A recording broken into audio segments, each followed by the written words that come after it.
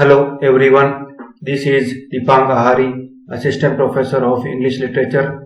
Previous video में मैंने आपको मैकबेथ के एक्ट 5 सीन 7 को डिटेल में एक्सप्लेन किया था। मैंने आपको ये एक्सप्लेन किया था कि सीन 7 में यंग सिवार्ड और मैकबेथ के आपस में फाइट होती है। यंग सिवार्ड मैकबेथ को चैलेंज करता है और दोनों की थोड़ी देर के लिए फाइट होती है और एंड में मैकबेथ यंग सिवार्ड का मर्डर कर देता है, उसको मार देता है और उसके बाद वह उस यंग सिवार्ड की डेड बॉडी पर हंसते हुए कहता है कि तुम भी एक वुमन से ही पैदा हुए हो, तुम भी एक औरत से ही बोर्न हुए हो। जो व्यक्ति एक वुमन से पैदा नहीं हुआ उसके अलावा मैं किसी भी व्यक्ति से नहीं डरता।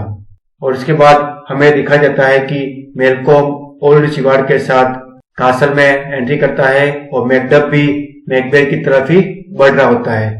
यह सब मैंने आपको प्रीवियस वीडियो में डिटेल में एक्सप्लेन किया था। इस वीडियो में मैं आपको एक्ट 5 सीन 8 को डिटेल में एक्सप्लेन करूंगा। Alright, so let's begin act 5 scene 8। तो जैसे ही एक्ट 5 सीन 8 बिगिन होता है, हमें जो प्लेस दिखाया जाता है वो है another part of the field. जो युद्ध चल रहा है, जो बैटल चल रही है, उस युद्ध क्षेत्र का, उस युद्ध फील्ड का एक दूसरा पार्ट, एक दूसरा भाग हमें सीन में दिखाया जाता है। एंड इस सीन 8 में जो कैरेक्टर्स अपीयर होंगे उन कैरेक्टर्स के नेम है मैकबेथ एंड मैकडफ। इस सीन 8 में मैकबेथ एंड मैकडफ दो कैरेक्टर्स ही अपीयर होंगे। इन दोनों का ही इसमें इंपॉर्टेंट रोल है। Alright, so let's begin scene 8। तो जैसे ही एक्ट 5 सीन 8 बिगिन होता है, मैकबेथ की एंट्री होती है स्टेज पर। मैकबेथ स्टेज पर आते ही बोलता है, मैं क्यों उन मूर्ख रोमन की तरह बिहेव करूं, उनकी तरह कार्य करूं। उन्होंने अपनी तलवार से अपने आप की हत्या कर दी थी, सुसाइड कर लिया था, लेकिन मैं ऐसा क्यों करूं। जब मुझे अपने दुश्मन, अपने एनिमी जो है अपने चारों ओर दिखाई देते हैं, तो अपने आप को मारने से अच्छा तो यही रहेगा कि मैं हर एक एनिमी पर, हर एक दुश्मन पर अटैक कर दूं और उनको घायल करके उनको ही मौत के घाट उतार दूं। यही सबसे बेस्ट है। ऐसा मैकबेथ बोल ही रहा होता है, तभी वहां पर मैकडफ की एंट्री होती है। मैकडफ जैसे ही मैकबेथ को देखता है, वह गुस्से में आ जाता है। वो कहता है, इधर देखो हेल डॉग, तुम इधर आओ और मुझसे मुकाबला करो। मैकडफ को देखकर मैकबेथ आगे कहता है, मुझसे बहुत सारे पर्सन जो है मुकाबला करने आए हैं, लेकिन उन सबके बीच में मैं तुझे हमेशा छोड़ता आया हूं। तुझे अभी भी फ्री है, तू अभी भी वापिस जा सकता है, तुझे मैं माफ कर दूंगा, क्योंकि पहले से ही मैंने तेरी फैमिली के मेंबर्स को मर्डर करवा रखा है और उनसे मेरी आत्मा पहले ही बहुत ही बोझिल हो गई है। पहले से ही मेरी आत्मा में बहुत ही बर्डन आ गया है, इसलिए मैं तुझे माफ करता हूँ और तुझे मौका देता हूँ कि तू यहाँ से जा सकता है। और मैं तुम्हारा खून बहाना नहीं चाहता, तुम्हारा मर्डर करना नहीं चाहता। मैकबेथ की ऐसी बातें सुनकर मैकबेथ आगे कहता है कि मैं बेकार की बातों में मेरा समय खराब नहीं कर सकता। अब तो मेरी तलवार ही जो है तुझसे बात करेगी। ये तलवार ही अब तुझे बताएगी कि तुमको क्या रिजल्ट मिलने वाला है, तुमको इसका क्या, तुमने जो किया है उसका क्या तुमको रिजल्ट मिलने वाला है। और तुम ऐसे विकेट पर्सन हो, ऐसे विलेनियस पर्सन हो जिसको डिस्क्राइब मैं अपने शब्दों में नहीं कर सकता। कभी भी तुम्हारी जो विलेनियस है को मैं अपने शब्दों में एक्सप्लेन नहीं कर सकता।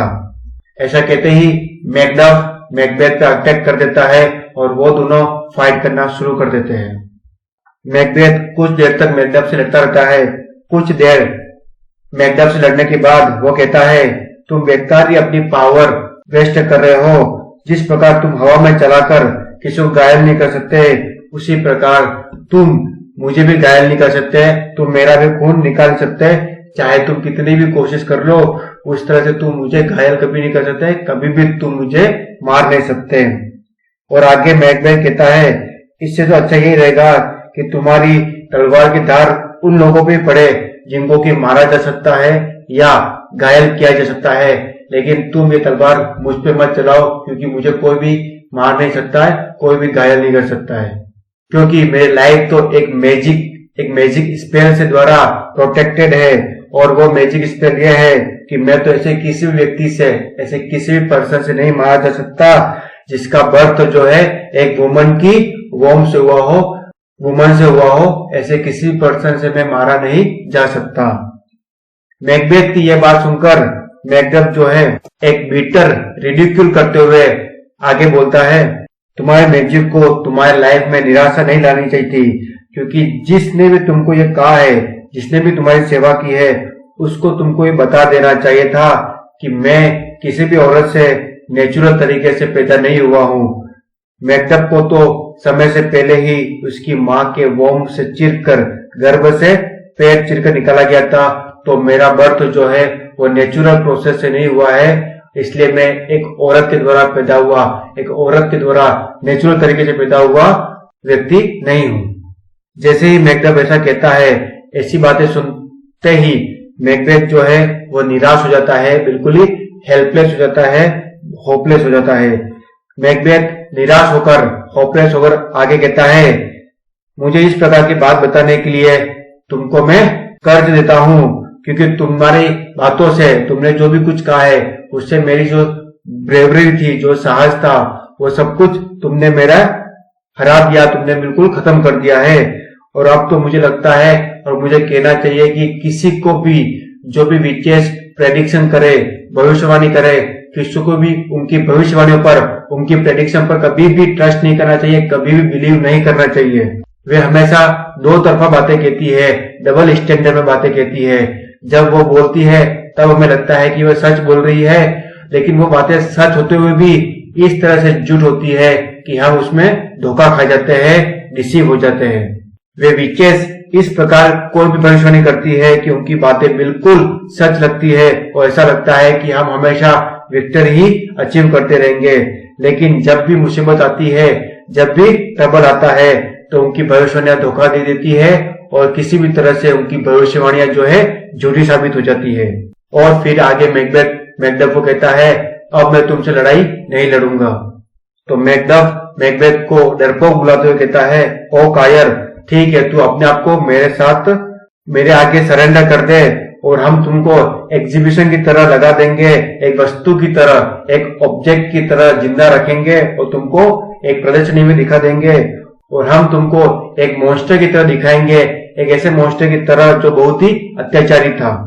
एक बड़े लट्टे पर तुम्हारा कपड़ा कर, तुम्हारा पेंटिंग बनाई जाएगी, तुम्हारी ड्राइंग बनाई जाएगी और उस तस्वीर के नीचे, उस ड्राइंग के नीचे लिखा जाएगा, आप यहाँ पर उस टायरेंट को देख सकते हैं, उस निर्दयी अत्याचारी को देख सकते हैं।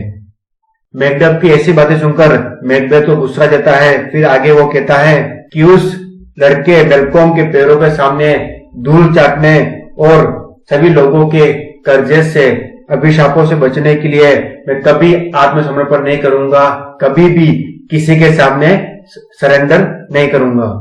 मैं जानता हूं कि जैसा कि उन विचेस ने भविष्यवाणी की थी, प्रेडिक्शन किया था कि वियतनाम का वुड जो है वो चलकर डंसी आ गया है और तुम जो मुझसे लड़ने आए हो वो किसी एक वुमन के द्वारा पैदा हुए नहीं हो। मैं जानता हूं कि मेरा अंतिम समय जो है नियर है, पास ही में है और मैं मरने वाला हूं, लेकिन फिर भी मैं हार नहीं मानूंगा और मैं अंतिम समय तक तुमसे लड़ाई करूंगा। और मैकबेथ एक्ट 5 सीन 8 के एंड में कहता है कि मैं अपने शरीर के सामने जो मजबूत ढाल है वो लगा लेता हूं और तुमसे अंतिम समय तक लड़ाई करूंगा, पूरे ब्रेवरी के साथ लड़ाई करूंगा। मैकडफ, अब तुम मेरे ऊपर चोटों का प्रहार कर सकते हो, तुम मुझ पर अटैक कर सकते हो। लड़ाई रोकने के लिए जो भी पहले चिल्लाए उसे धिक्कार है, उसे लोगों का श्राप लगे। ऐसा कहते हुए एक्ट 5 सीन 8 समाप्त हो जाता है और ट्रम्पेट्स बजने लगते हैं। अब हम नेक्स्ट वीडियो में ये देखेंगे कि क्या होता है। ऑलराइट, नेक्स्ट वीडियो जो होगा उसमें एक्ट 5 सीन 9 एक्सप्लेन करूंगा मैं, और वह सीन लास्ट सीन होगा इस ड्रामे का, इस ट्रेजेडी का। Alright, so thank you for watching this video.